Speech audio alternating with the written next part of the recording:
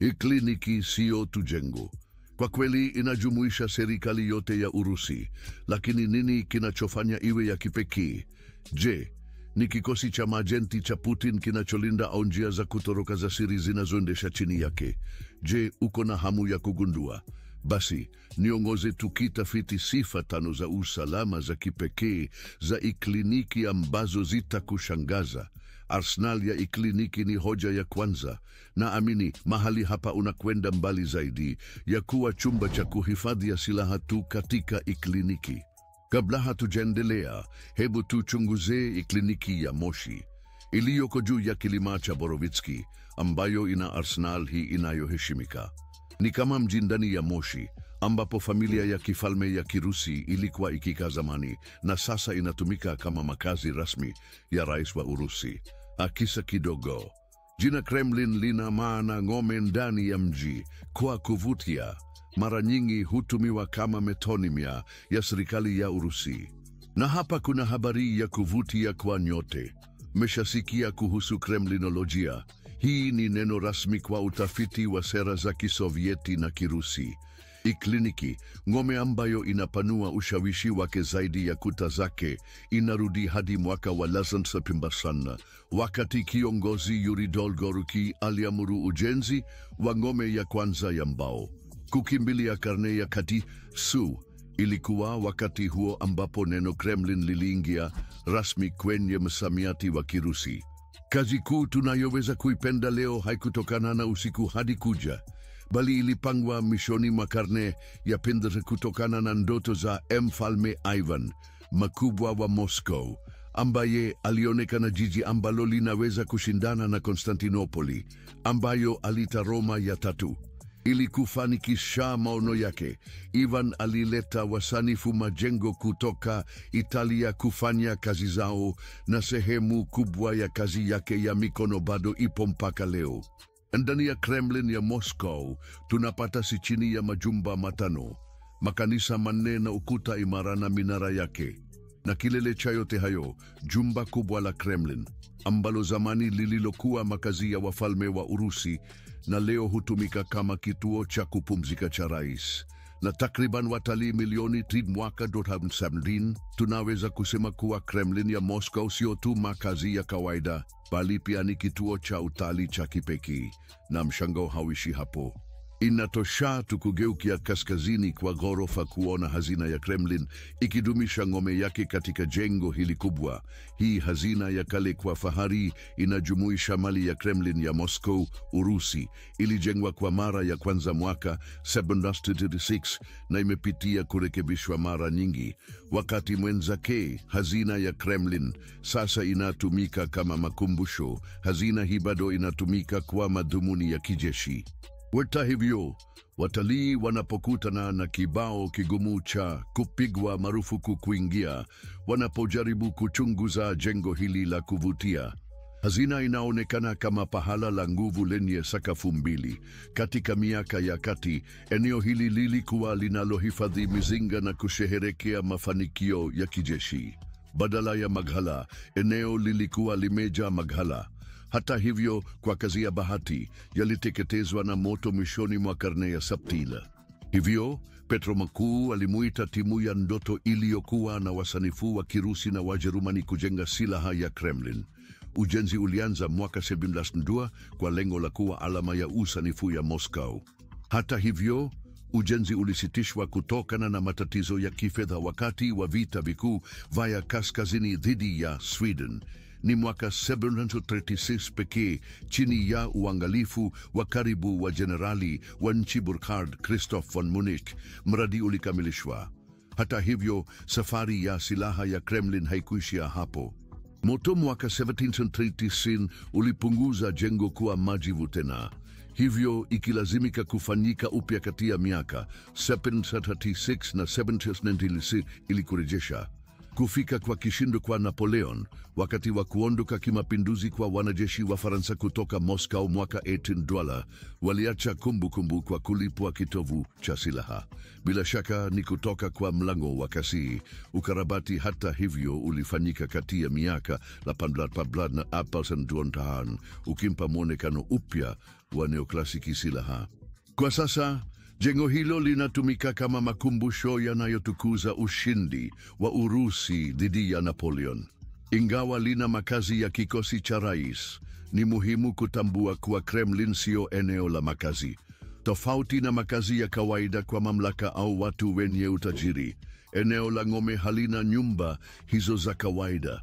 Kuwepo kwa kikosi cha rais kunatoa mwelekeo wa kijeshi, lakini mbali sana kutoka kuwa eneo la makazi ndani ya kuta za Kremlin. Kwa hiyo samahani kwa ukosefu wa anasa na vikombeo vya nyama ya grille kwenye bustani za kuta hizi watu. Hapa ndipo kipengele kinachotofautisha, ni eneo lililozuiliwa kwa watalii. Pole, lakini huwezi kuingia na kufurahia unyofu wa usalama wa Arsenal. Kwa kifupi, hii ni ngome ndani ya ngome nyingine, mlinzi wa historia yenye kuvutia kama hazina zilizolindwa hapo zamani. Sasa tungalie kuhusu Arsenal ya Kremlin. Ninaongelea kitu kabisa tofauti na chumba cha Arsenal ya Kremlin, ambacho labda umesikia kuhusu.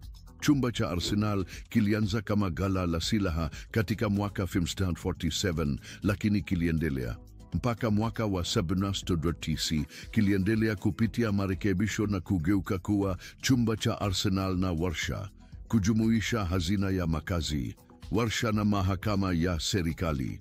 Kutoka 1844 hadi 1871, jengo jipya la makumbusho lilijengwa lililotiwa mapambo na nguzo zilizochongwa kwa mawe meupe. Wakati wa zama za Kisovieti, Arsenal ilikuwa makao salama ya vitu vya thamani kutoka kwa makusanyo binafsi na vitu vilivyokolewa kutoka makanisa na monasteri. Mwaka wa 1924 ikageuka na kuwa jumba la sanaa ya vitendo. Wakati wa vita kuu ya pili ya dunia, ilihama kwa muda kwenda Urali kutoka Silinders hadi Silinders. Mwaka wa 1910 ilijiunga na makumbusho ya Kremlin ya Moscow. Lakini hapa ndipo huwa utajiri wa kweli ulipo. Maonyesho ya hazina ya almasi pia imekuwa ikionyesha mamlaka yake ya ajabu katika chumba cha Arsenal tangu mwaka wa 1972. Ikiwa na zaidi ya maandiko 4,000 ya sanaa ya vitendo. Mahali hapa ni hazina ya kweli na utukufu wa juu. Inaonekana na ishara za serikali za zamani zaidi, mavazi ya viongozi wa kanisa, vito vya kifalme, fedha na miujiza ya dhahabu iliyotengenezwa na mabwana wa mashariki ya Urusi na Ulaya, vifaa vya farasi wa sherehe, na orodha inaendelea. Hapa ni silaha ya Kremlin, ambapo historia hupata usalama. Walakini, hatujamaliza safari yetu ya kufunua siri za Kremlin. Kisha tunaingia ulimwengu wa jeshi la kibinafsi la Putin, majenti wa kiongozi. Vladimir Putin, akiwa kama alama yenyewe, anaongeza usalama kwa kiwango kingine. Hebu tuanze na msingi. Vitambaa vya risasi na bunduki zenye kaliba kubwa ni mwanzo tu. Akishughulika na nguvu tangu dohiza, ameboresha usalama hadi kiwango cha juu. Akiwa kama mtu wa zamani wa KGB aliyebadilika kuwa rais, ana uwezo wa kuepuka si tu ukosoaji wa kisiasa, bali pia vitisho halisi. Kuna uvumi hata kwamba yeye anashikilia jeshi lake binafsi, tayari kuchukua hatua kama Avengers, kwa sababu linapokuja suala la Vladimir Putin, hali ya kawaida tu haitoshi. Usalama wa Putin unakabiliana na majukumu makubwa. Kuanzia kuchunguza na kulinda kila chumba cha hoteli hadi kupendeza kila sahani ya kidiplomasia, wanahakikisha kuwa kiongozi anabaki salama. Magari yenye kinga yamehakikiwa, na ndege zisizokuwa na rubani zimehakikiwa mara 2, na bado kuna zaidi inayokuja. Aina hata kitengo cha usalama wa kisaikolojia kinachoweza kugundua nia mbaya katika umati kana kwamba walikuwa na walinzi wenye uwezo wa kusoma akili. Tutaingia ulimwengu wa wanaume hawa weusi ambao lengo lao ni kulinda kiongozi wa Kremlin. Kikundi cha kwanza cha timu ya usalama ya Putin ni Rosgvardia, inayojulikana pia kama jeshi la kitaifa la shirikisho la Urusi. Ni muhimu kutambua kwamba hawa si tu walinzi wa kawaida. Hii ni nguvu yenye jukumu kubwa kama inavyopendekeza jina lake. Jeshi la kitaifa linaweza kuonekana kama misuli ya kijeshi ndani ya Urusi, moja kwa moja chini ya uongozi wa rais mwenyewe Vladimir Putin.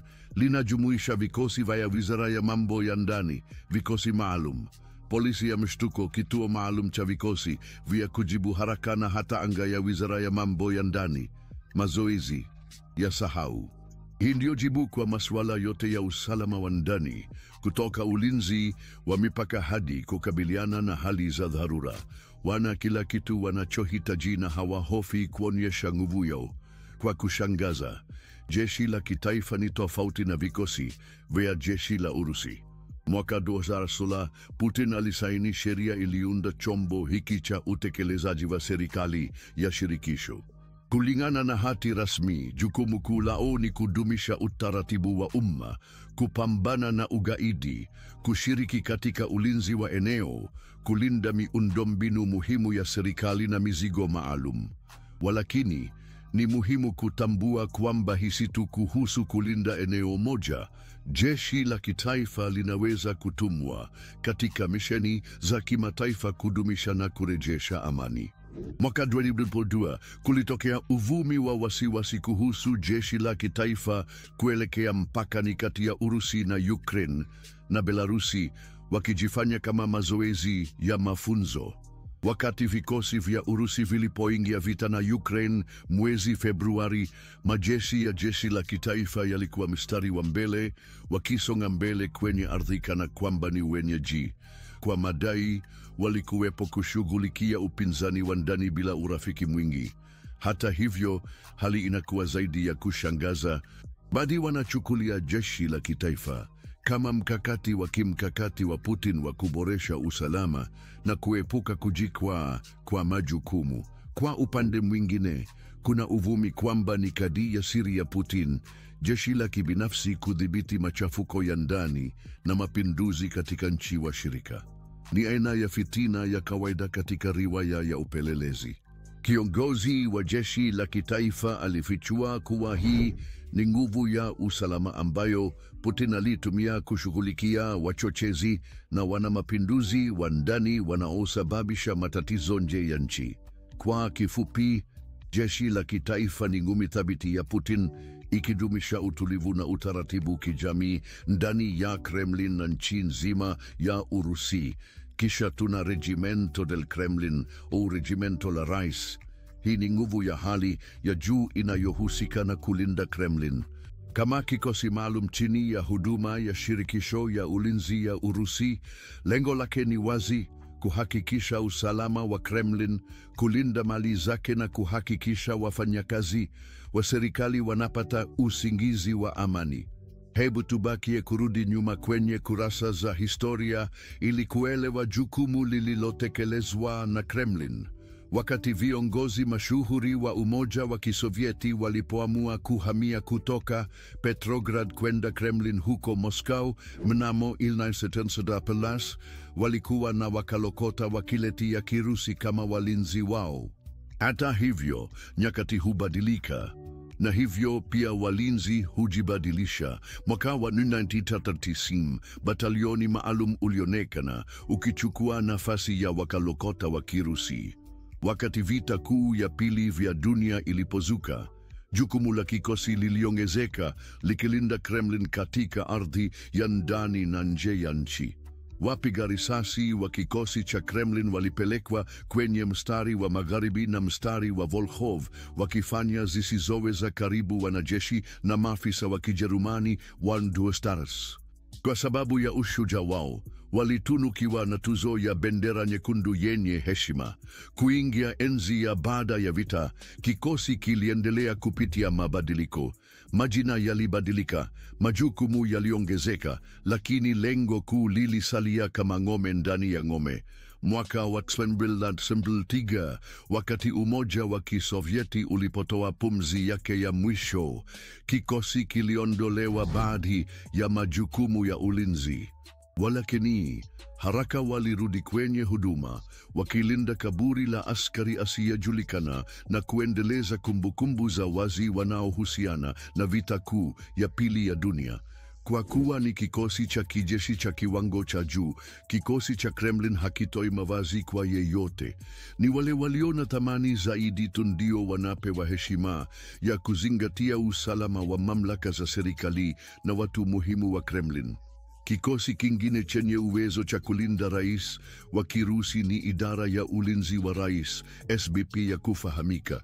Sio tu wanashughulikia usalama, watu hawa wanajitahidi kuwa kama kinga isiyoweza kuonekana karibu na rais wa Urusi na waziri mkuu, pamoja na familia zao na makazi yao.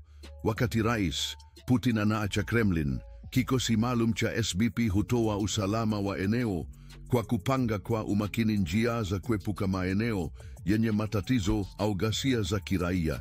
Wakati Putin anasafiri nje ya nchi, walinzi hawa hushirikiana na vyombo vya polisi vya eneo kushughulikia vitisho kwa njia za kuchukua hatua na mipango ya kukimbia tayari kutumika. Zaidi ya hayo, idara ya usalama wa kisaikolojia ya SBP huchambua taarifa kuhusu vitisho kwa maisha ya rais, wakikutana na wataalamu kutoka GRU, FSB na SVR kuhakikisha usalama wake. Hivyo, ulinzi wa Kremlin hauegemei tu katika misuli bali pia akilini. Walinzi hufanya kazi kwa bidii kuhakikisha rais anakaa salama na usalama wa Kremlin unabaki bila kushambuliwa.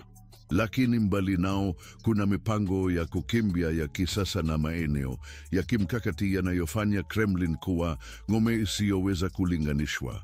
Wapinzani wa Putin huenda wakahitaji kurekebisha mikakati yao ya kulinda. Wanakabiliana na mtu ambaye usalama wake binafsi umekuwa mada ya hadithi. Putin anamiliki njia za kutoroka ndani ya Kremlin zinazofanya mahali pa kujificha kuwa kitu cha kubahatisha. Tunaongea kuhusu viwanja vya helikopta na mifumo halisi ya metro, kitu kinachoonekana katika filamu za kiburudani. Kwanza kabisa, uwanja wa helikopta. Ili kuepuka fujo za msongamano unaodhihaki, Putin aliidhinisha ujenzi wa uwanja wa helikopta moyoni mwa Kremlin.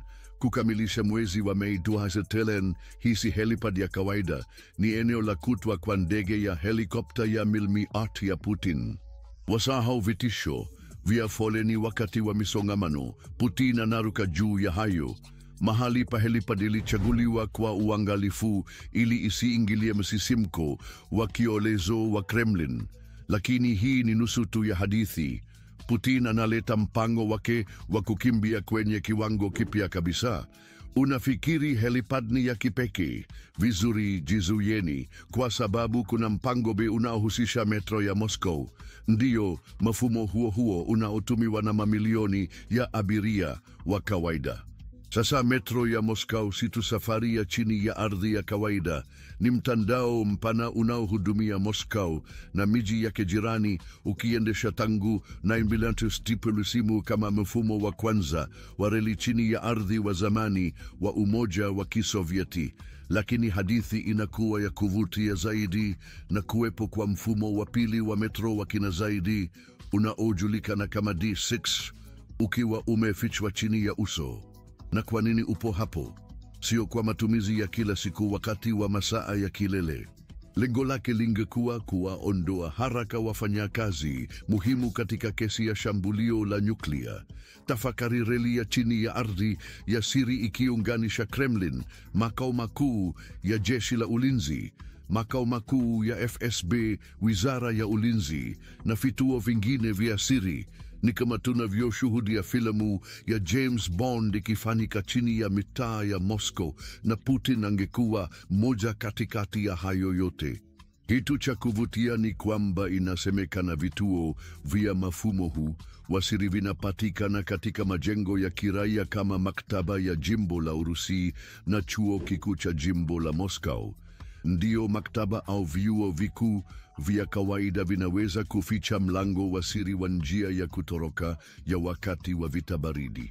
Lakini mahali ambapo mfumo wa siri unakutana na metro ya kawaida ni wapi? Inasemekana kuwa upo nyuma ya kituo cha Sportivnaya kwenye reli ya Sokolnicheskaya. Ni kama mlango wa siri wa kutoroka uliohifadhiwa kwa ajili ya jeshi la daraja la juu, na kwa mujibu wa uvumi, baadhi ya raia waliochaguliwa kwa kuzingatia bila mpangilio kwa ajili ya kuhamishwa. Kwa hivyo, labda si wazo mbaya kuchukua kwa uzito pale Putin anaposema kuhusu kuwa tayari kwa hali yoyote. Hataki kutaja tu vizuri vya kuhifadhiwa, bali badala yake mji wa chini kabisa tayari kukupeleka mbali katika kesi ya janga. Zaidi ya hayo, ni kuvutia kuelezea daraja la helikopta halisi na mtandao wa metro, kwa sababu sasa ni wakati wa kujadili kuhusu gari la treni la Putin, ambalo linampeleka haraka na kwa siri kote Urusi. Kulingana na vyanzo mbalimbali, Putin ana gari la treni la kifahari lenye magari 22 linalochukuliwa kuwa quintessence ya anasa siri. Hata hivyo, kabla ya yote, ni muhimu kutaja faida. Tunapaswa kusisitiza kuwa gari hili la treni si tu njia ya usafiri, bali badala yake ni ngome halisi inayoweza kutembea, inayotoa faraja na usalama. Ndani yake tunapata kituo cha mazoezi kilichojaa vifaa, spa na matibabu ya ngozi na misaada kutumia mashine za kupambana na kuzika, hadi chumba cha mvuke cha Turkish na sauna ya mvuke ambayo bila shaka inashindana na maeneo bora ya spa. Hata hivyo, kuna vyumba vya starehe na magari ya kulia na kufurahia milo ya kitamu ya gourmet ambayo labda Putin anapenda wakati wa safari zake. Zaidi ya hayo, kuna wanachama kadhaa wa wafanyakazi wanaopatikana masaa 12 kwa siku 7 kwa wiki karantini, wakihakikisha afya ya Putin kwenye bodi. Hata hivyo, heshima hazimalizi hapo. Treni hii inatumika kama kituo cha burudani kinachoweza kutembea, ikiwa ni pamoja na chumba cha sinema ambapo Putin anaweza kufurahia uzinduzi wa hivi karibuni wakati anavuka mandhari kubwa ya Urusi. Jambo ya kuvuta ni kwamba gari hili la gofu sio jambo jipya. Kwa kweli lilikuwa limeagizwa mwaka wa 2014, lakini likaanza kutumiwa sana wakati wa uvamizi wa Urusi nchini Ukraine mwaka wa 2022. Kwa hivyo ni muhimu kusisitiza kuwa gari hili linafanya kazi karibu kama ngome inayotembea. Milango na madirisha yanayozuia risasi, chuma kizito. Putin anasafiri kwa mtindo, na usalama ni jina la machezo. Vifaa vya matibabu vinavyokwamisha viko tayari kama tahadhari tu. Na hapa kuna ukweli wa kufurahisha. Sio tu kwamba wanajaribu kuepuka trafiki. Gari hili limefichwa kwa ukali kuzuia kutambuliwa na radar. Lakini kwa nini gari la moshi badala ya ndege ya rais? Unaweza kujiuliza. Vizuri, ni rahisi. Ndege inakuwa wazi sana. Iko kwenye radar kwa maana halisi. Gari la moshi, kwa upande mwingine, linaweza kuhamia kimya ardhini. Wachunguzi wa kujitolea wa treni nchini Urusi wamekuwa na shaka kwa muda mrefu juu ya uwepo wake, wakithibitisha uonekano wa gari la moshi ambalo halipo kwenye ratiba yoyote katika hifadhi data rasmi ya reli. Na kama tulishajua, gari la moshi hili maalum daima linasafirisha gari lenye paa la kipekee jeupe lenye kuhifadhi antena na vifurushi vya satellite vilivyohusika kutunza. Putin akijulishwa kuhusu dunia ya nje kila mara. Kwa kweli, reli nzima ilijengwa nchi nzima ya Urusi, ikiongeza makazi ya kibinafsi ya Putin kwa mishipa mikuu ya reli na vituo vya siri vinavyopatikana kwa gari lake la maajabu tu kuendeleza rais bila kuacha alama. Na unapokuwa Vladimir Putin na una uzito wa taifa juu ya mabega yako, Unajenga helipadi na njia za kutoroka chini ya ardhi katika Kremlin. Katika mchezo wa nguvu, hakuna kitu kilichoachwa kwa bahati katika jumba kubwa la Kremlin. Kwa kuchunguza vyanzo vya usalama vya ajabu, inaonekana wazi kwamba linasimama kama moja ya maeneo yenye ulinzi mkali zaidi nchini. Hili jumba refu linazidi jumba lake lenyewe, likionyesha makanisa muhimu, ukumbi wa mapokezi, majengo ya serikali na zaidi. Jumba kubwa la Kremlin sio tu ishara ya historia ya Kirusi, lakini pia ni ushuhuda wa mabadiliko kupitia karne. Historia yake inarudi hadi karne ya Jadabigi, wakati ngome ya kuni ilijengwa na Knii Mkuu Yuri Dolgoruki mnamo 1937 chini ya ushawishi wa Ivan Mogofu na Boris Godunov. Ngome ilikuwa na, katika karne ya 16, jumba kubwa liliongezwa. Katika karne zilizofuata, jumba hilo lilifanya kama makao ya kifalme kwa watawala wa Kirusi hadi karne ya 14. Ilikuwa tu mnamo 8 wakati wa utawala wa Kaisari Nikolai IV kwamba waandishi wa miundo Konstantin Ton na Ivan Morozov waliumba sanaa ya neoklasiki ambayo inadumu hadi leo, wakiwa na zaidi ya vyumba katolizun, ikiwa ni pamoja na cha Andrei maarufu. Ndani ya jumba kubwa la Kremlin ni mchanganyiko wa mitindo ya kipekee. Muungano wa Kurenesansi na Bizanti ya Kirusi huleta anga ya upole, darasa na ufundi wa kupendeza sana. Mapambo ya anasa, picha za kifalme za Ulaya na mitindo mizuri ya rangi kwenye kuta na madirisha vinaongeza ukuu wa mnara huu wa kihistoria. Nje ya jumba hilo ni sanaa halisi, ikiwa na kazi kubwa za mawe, michoro, sanamu na mapambo mengine ambayo huleta maisha kwenye kuta zake. Mbali na kuwa mwenyeji wa sherehe za kitaifa kwenye chumba cha Alexandre na kuwakaribisha viongozi wa kigeni kwenye chumba cha Mtakatifu George, jumba hilo lina vyumba vya Tsar ambapo wageni hukaribishwa. Historia imekuwa upole na ukatili na jumba hilo. Mwaka wa 1932, jumba lilipitia kipindi cha kuporomoka wakati ukumbi wa Alexandrovski na Andreevski uligeuzwa kuwa ukumbi wa mkutano wa Baraza Kuu la USSR, ukupoteza mapambo yake ya kifahari. Hata hivyo, uamuzi wa rais wa shirikisho la Urusi miaka ya 1980 ulisababisha urejeshaji wa vyumba hivyo, ukawarudisha utukufu wao wa zamani. Tangu mwaka wa 2013, jumba kubwa la Kremlin ni mahali pa makazi na matukio rasmi ya rais wa Urusi. Kumilikiwa na rais hufanyika katika ukumbi wa amri ya Mtakatifu Andrea. Ziara ni zaidi inawezekana wakati wa mapumziko katika matukio rasmi, kwa ombi kwa mkuu wa ofisi ya kamanda wa Kremlin ya Moscow. Kuzungumzia jumba kubwa la Kremlin ni muhimu kusisitiza kuwa si tu jengo, bali mahali ambapo mamlaka yote ya nchi yanapatikana na ambapo maamuzi muhimu yanachukuliwa, kutoka kwa rais hadi kwa waziri mkuu. Alama ya kidole cha Putin ipo katika siasa za nchi, iwe kitaifa au kimataifa. Ushawishi wake ni mpana sana hivi kwamba watu wanapotaja kwa upofu neno Kremlin wanarejelea serikali ya Urusi chini ya uongozi wake. Wakati wa vita baridi, neno hilo lilijumuisha Umoja wa Kisovieti mzima, likiwa zaidi ya tu kielelezo cha usanifu wa kifahari. Ikielekea haraka hadi wakati wa sasa, uonevu wa mamlaka ulidhibitiwa na Rais Vladimir Putin na nchini Urusi. Mamlaka yote ya nchi yanapitia huko, na Putin akidhibiti hatamu. Kufanya iwe rahisi, Kremlin inaashiria aina ya serikali iliyokusanyika ambayo imeweka alama yake ya kipekee katika eneo la kisiasa la Urusi. Hivyo, ni lazima kuondoa wazo kwamba jumba la Kremlin ni tu mahali ya kimwili. Katika lugha ya sasa, inawakilisha alama ya udhibiti wa absoluti, lakini hebu tuchimbue kidogo zaidi kwa maana halisi.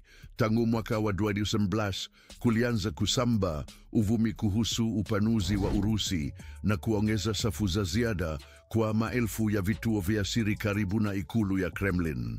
Aidha, Moscow ina vituo vya siri vilivyo chini ya ardhi. Kremlin si tu inaonekana juu ya uso. Tangu ripoti za mwaka 2000 inaonekana kuna upanuzi na uboreshaji wa vituo hivi vya siri vilivyo chini ya ardhi.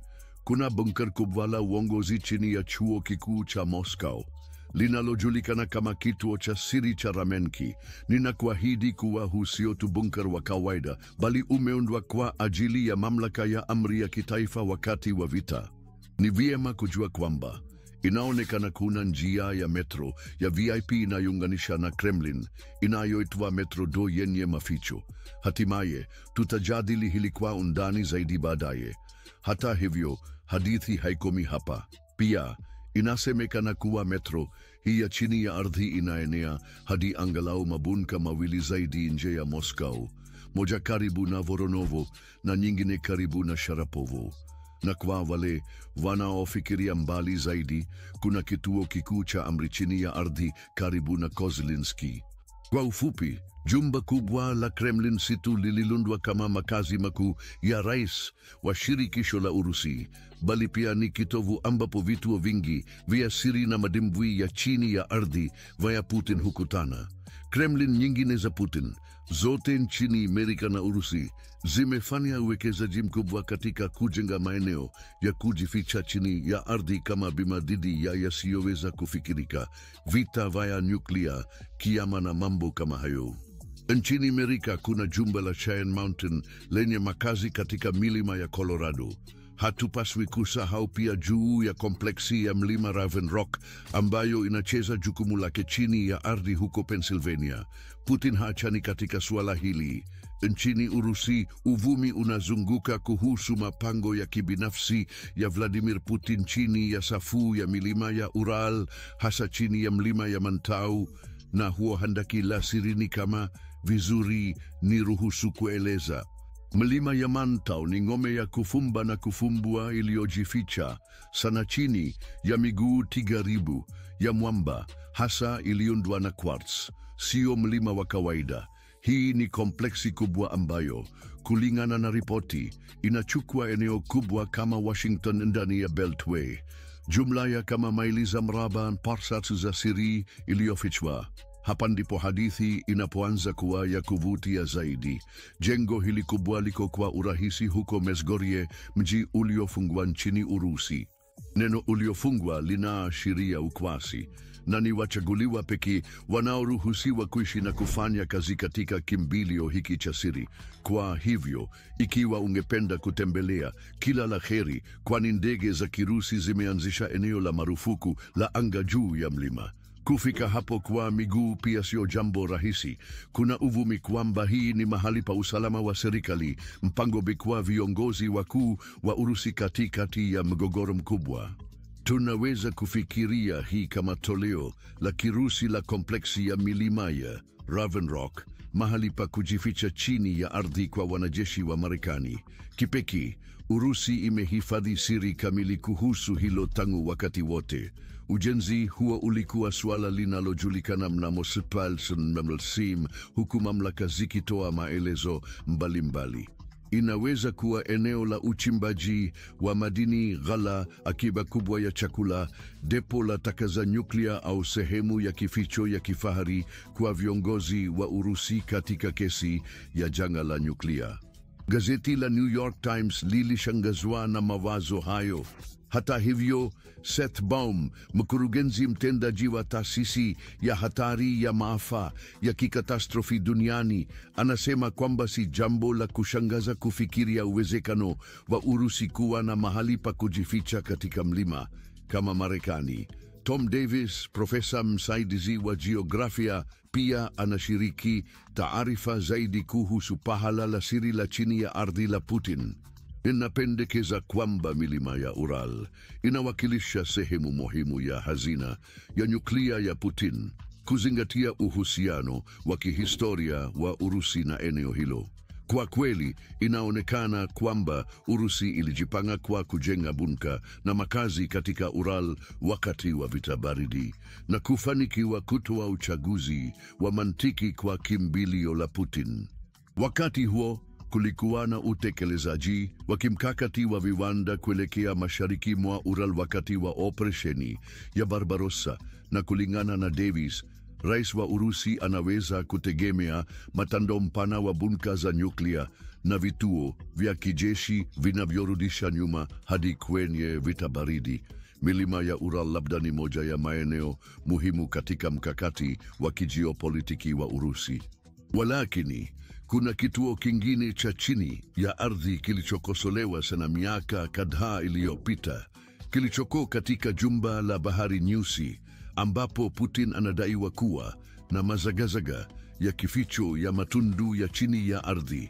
Matundu haya si ya kawaida, bali ni mtandao wa siri ukiwekwa takriban mita 50 chini ya uso wa jumba la Gelendzhik. Wanapeleka wapi? Moja kwa moja kwenye bunka ya siri. Kwanza kutangazwa na Business Insider. Kompleksi hii inaonyesha kuwa Putin alikuwa na maono ya kujenga ngome hii ya chini ya ardhi zaidi ya muongo mmoja uliopita, hata kabla ya hadithi ya ushirikiano wa Crimea mnamo 2007. Wakati Putin alikuwa bize akishiriki diplomasia na marais wa Marekani wakati wa reset uliozungumziwa sana nyuma ya pazia, alikuwa akiendesha mchezo kabisa tofauti, na ukweli haukwepeki. Mipaka hii inawakilisha bima ya Putin dhidi ya mapinduzi au vita vinavyowezekana. Mbunifu, sivyo? Kuhusu kasri dola bilioni 1.3 ni kompleksi kubwa ya futi za mraba 30 bilioni shin iliyoko kwenye mwamba mwinuko ukiangalia Bahari Nyeusi. Sio mshangao kwamba kasri la kifahari lina vifaa vyote vya kushangaza, ikiwa ni pamoja na kanisa, chumba cha kuhifadhi divai, kasino na hata uwanja wa kuruka kwenye barafu. Kweli kuishi maisha ya anasa sio hivyo? Kasri limelindwa kutoka kwa sehemu nyingine ya Urusi na ekari 11,000 za msitu ikiumba anga ya ngome.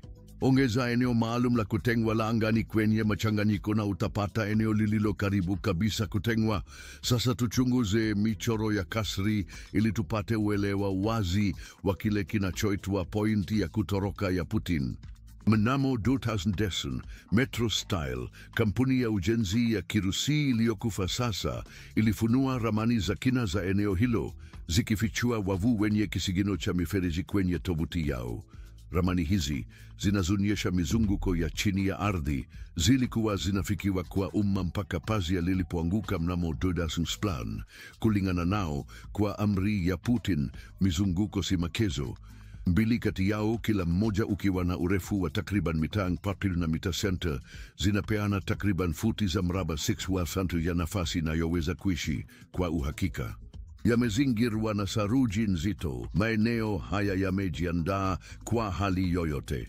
Maji safi yamehakikishwa, upepo hakika kamili.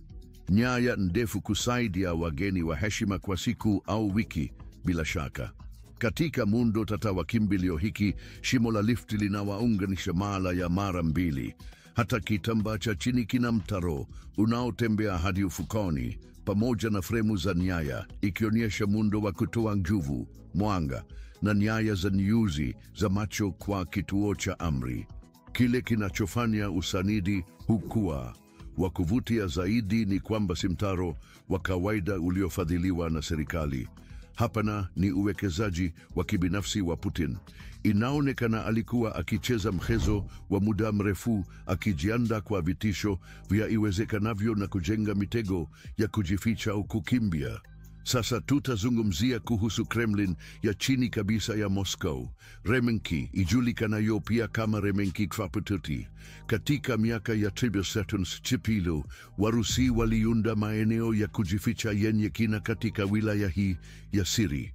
Maeneo haya ya kujificha yaliyojifunika na siri, vichochoro vilivyojificha na hata kiwanda cha zamani cha saruji kilichoachwa vimekuwa chanzo cha mapokeo kurudi nyuma hadi miaka ya 1950, wakati ndoto za kisoshalisti zilizingatia kuhamisha viongozi wa serikali na kijeshi wa viwango vya juu kwenda Remenki.